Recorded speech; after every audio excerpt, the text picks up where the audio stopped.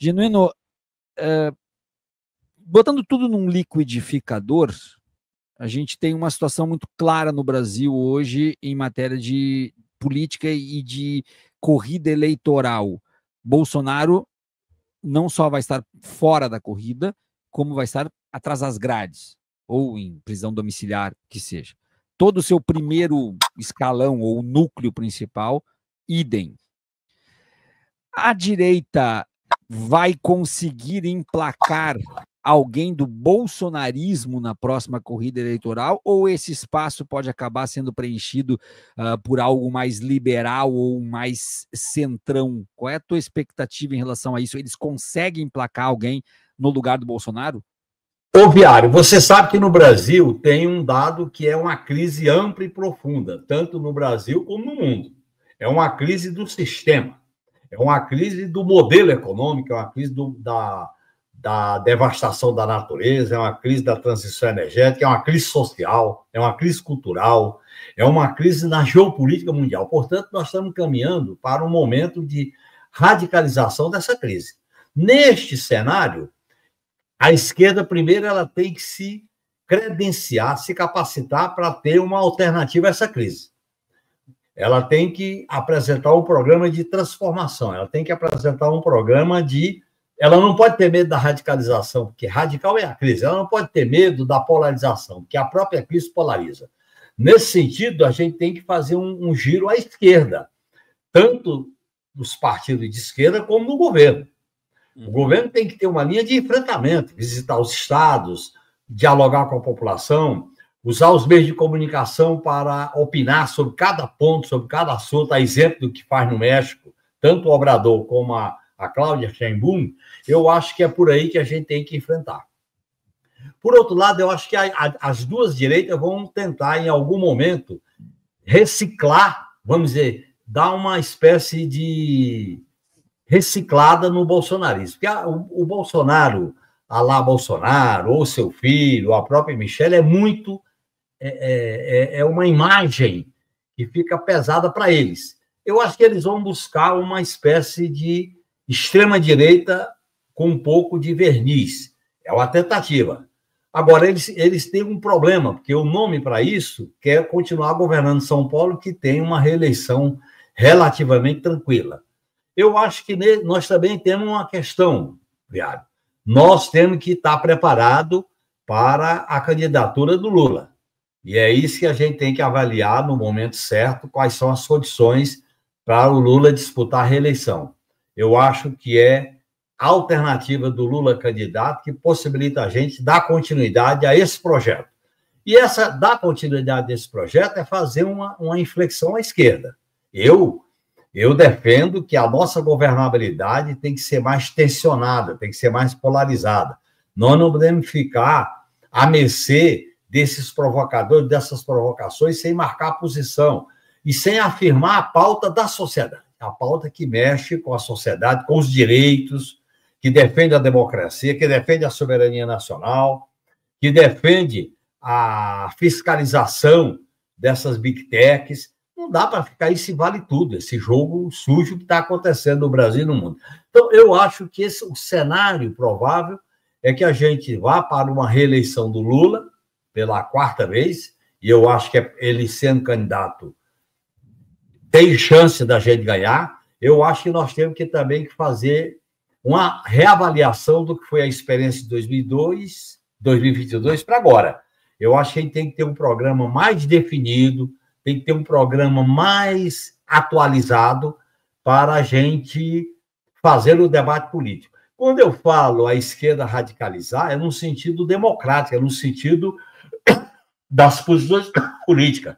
Não estou me referindo à guerra civil, eu estou me referindo a ir na raiz da crise, eu estou me referindo a dar alternativa para melhorar a vida do povo. Se a gente não fala da esperança, das mudanças, o povo vai acreditar, o povo vai confiar na gente. Como é que a gente vai ganhar a consciência, o coração, a adesão das pessoas se o nosso programa não apresenta soluções? Eu costumo dizer, Viário, que a crise ela produz sangria, se nós não podemos curá-la sem fazer reformas profundas. É isso que nós temos que fazer, porque se a gente fica só na moderação, só no recuo, nós vamos perdendo legitimidade junto ao eleitorado. E quem é que entra nesse terreno? A extrema-direita. Ela apousa de antissistema, ela apousa do espetáculo, ela faz vamos dizer assim, a espetacularização da política, ela degrada a política como se fosse uma ação apenas de indivíduos e não um projeto coletivo de mudança. Eu acho que esse é o desafio que nós estamos enfrentando nesse momento, que exige uma inflexão à esquerda, tanto do PT como do governo, é o que eu defendo. Inclusive, por isso que eu estou na campanha do Rui Falcão para presidente do PT. Muito bem.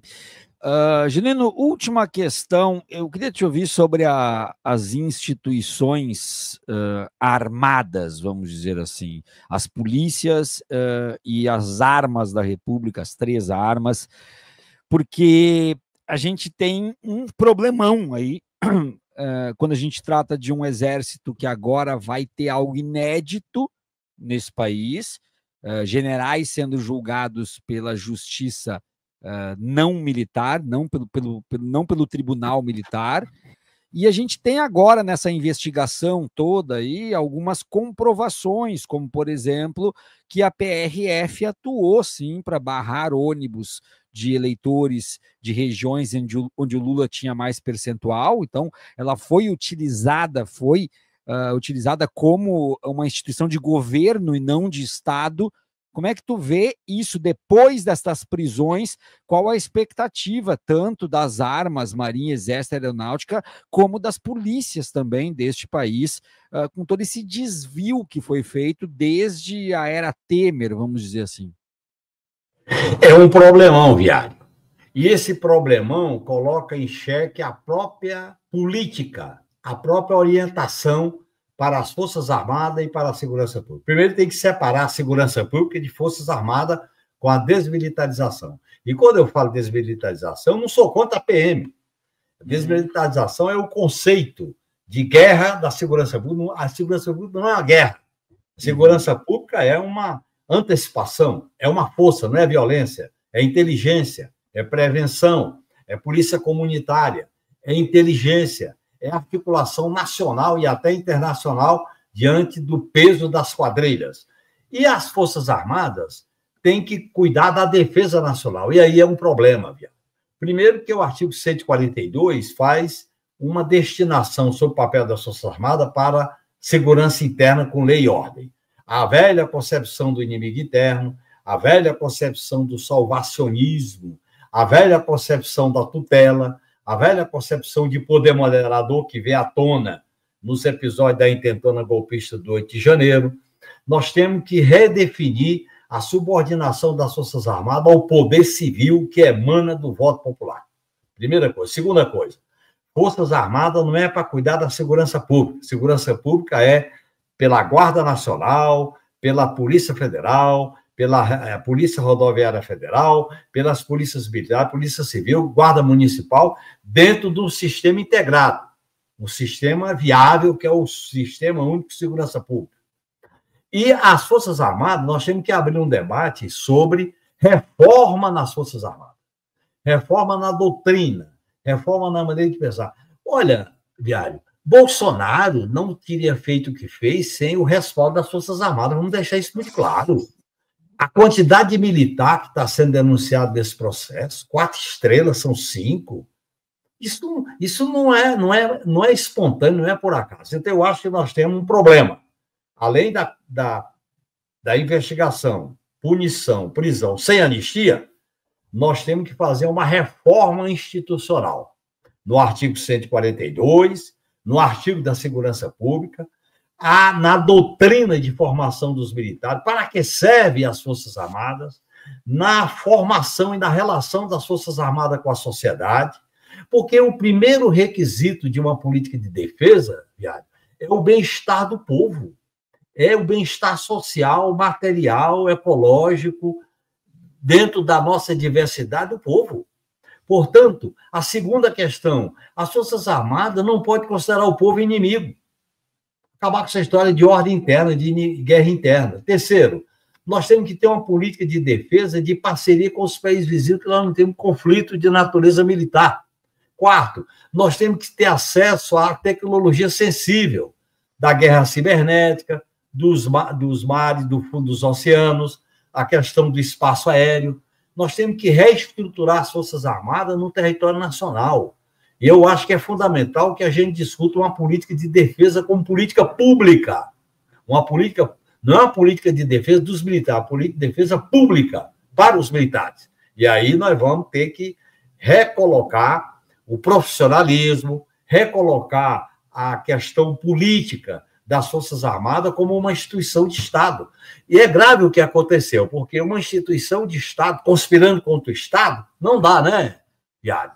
É isso que o Manuel Domingues insiste, uma concepção, uma força de Estado conspirando para derrubar o Estado, para degradar o Estado. Então, eu acho que nós temos que fazer um debate.